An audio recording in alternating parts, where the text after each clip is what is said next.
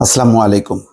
আন্তর্জাতিক পর্যায়ে এখন বাংলাদেশে যে গণহত্যা তার তদন্ত এবং বিচারের প্রশ্নটি উচ্চারিত হচ্ছে। সেই প্রেক্ষিতে জাতিসংঘের পক্ষ থেকে বলা হচ্ছে, সরাসরি গুলির দৃশ্য দেখেছি, অনুরোধ করলে সবচেয়ে উত্তম পন্থায় তদন্ত করবে জাতিসংঘ। ব্রিফিংয়ে স্টিফেন ডুজারিক, যিনি জাতিসংঘ মহাসচিবের মুখপাত্র। দর্শক খেয়াল করেন, সরাসরি গুলির দৃশ্য দেখেছি, অনুরোধ করলে সবচেয়ে উত্তম পন্থায় তদন্ত করবে জাতিসংঘ, এই কথা বলছেন। তার মানে এই জাতিসংঘের কিন্তু তদন্তের দাবিটা এখন সামনে আসছে। সবাই বলছে যে সরকার এই পুরো দায়টা তৃতীয় কোনো শক্তি, জঙ্গি, জামাত, বিএনপি এইভাবে বলার চেষ্টা করছে, কিন্তু তারা যে সরাসরি গুলির নির্দেশ দিয়েছে এবং তার প্রেক্ষিতে যে পুলিশ সহ অন্যান্য সংস্থা যে গুলি করেছে তার অসংখ্য প্রমাণ আছে, ভিডিও আছে, কিন্তু কোনোভাবেই সরকার পুলিশ বা অন্য কোনো সংস্থার নাম আনছে না।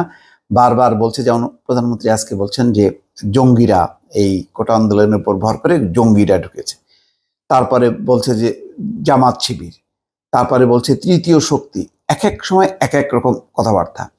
তো বোঝাই যাচ্ছে যে আসলে এই হত্যার তদন্ত বিচার এটি সরকারের পক্ষে আসলে করা অসম্ভব। দেখেন আবু সাইদের যেই মৃত্যুর দৃশ্যটা সবাই দেখলো, কিন্তু গ্রেপ্তার হলো একজন কিশোর, যাকে আজকে বাধ্য হয়ে তড়িঘড়ি করে তাকে জামিন দিচ্ছে। 12 দিন ধরে সে জেল খাটলো। তো যাই হোক, সেটা আরেকটা রিপোর্ট।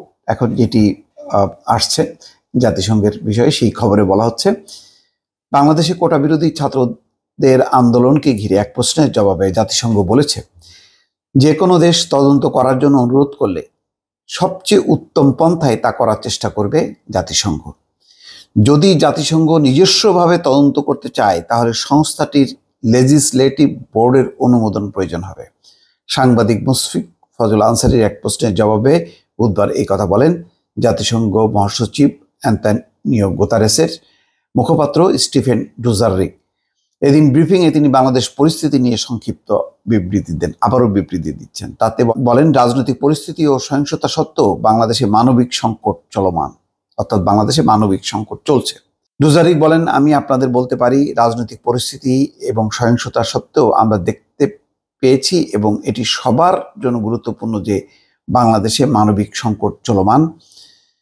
ঘূর্ণিঝড় রেমাল সহ বেশ কিছু জরুরি অবস্থার শিকার মানুষদের অব্যাহতভাবে সহায়তা দিয়ে যাচ্ছি আমরা এবং আমাদের অংশীদাররা। এবছর ঘূর্ণিঝড় রেমালে ক্ষতিগ্রস্ত হয়েছে 1,30,00,000 মানুষ। ইন্টারনেট বন্ধ, ব্যাংক বন্ধ এবং কারফিউর মতো অপারেশন চ্যালেঞ্জ সত্ত্বেও আমাদের অংশীদাররা তাদের কাজ অব্যাহত রেখেছে।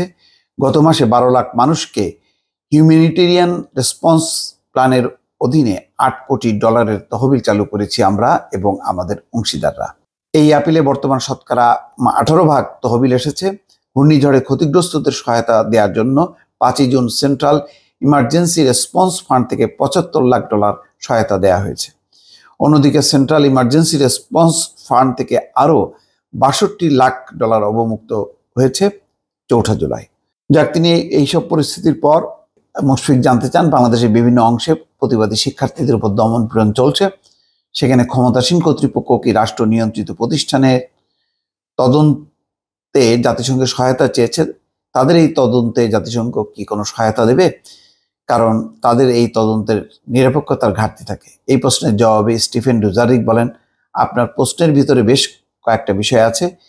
যে কোনো সরকার যদি বিভিন্ন ইস্যুতে আমাদের সহায়তা চায় তাহলে সবসময় তাদেরকে সহায়তা করতে আমরা প্রস্তুত এবং সেই তদন্ত আমরা সর্বোত্তম উপায়ে করি। স্বাধীন তদন্তের জন্য এসব বিষয়ে এই সংস্থার লেজিসলেটিভ বডির প্রয়োজন, অনুমোদন প্রয়োজন।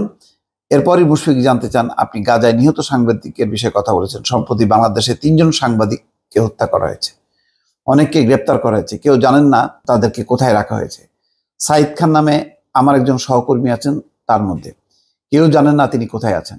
ডুজারিক বলেন, বাংলাদেশে সরকারের গুলির যে দৃশ্য আমরা দেখেছি তাতে নিন্দা জানাই। সরকারগুলো যেটা হোক, বাংলাদেশ বা অন্য যে কোনো স্থানের তাদের উচিত জনগণকে শান্তিপূর্ণ প্রতিবাদ বিক্ষোভ করার অধিকার সমুন্নত রাখা, সুরক্ষিত রাখা। সাংবাদিকরা যাতে অবাধে তাদের কাজ করতে পারে সেজন্য তাদের অধিকার সুরক্ষিত রাখা প্রয়োজন। দর্শক, এই হচ্ছে জবাব। এখন প্রশ্ন হচ্ছে, জাতিসংঘের কাছে কি বাংলাদেশ আনুষ্ঠানিকভাবে সহায়তা চাইবে? বাংলাদেশ কিন্তু ঘুরিয়ে বলছে যে প্রয়োজনে তাদের সহায়তা কামনা করা হবে, তাদের কারিগরি টেকনিক্যাল সাপোর্ট নেওয়া হবে। অর্থাৎ বাংলাদেশ তদন্ত করবে তাদেরকে যদি প্রয়োজন হয়। তার মানে এখানে একটা কথার ফাঁক আছে। আসলে মোদ্দা কথা হচ্ছে যে সরকারের পক্ষে এই তদন্ত কাজ চালানো এটা কঠিন, এটা বিশ্বাসযোগ্যও হবে না। দর্শক, ভালো থাকবেন। আল্লাহ হাফেজ।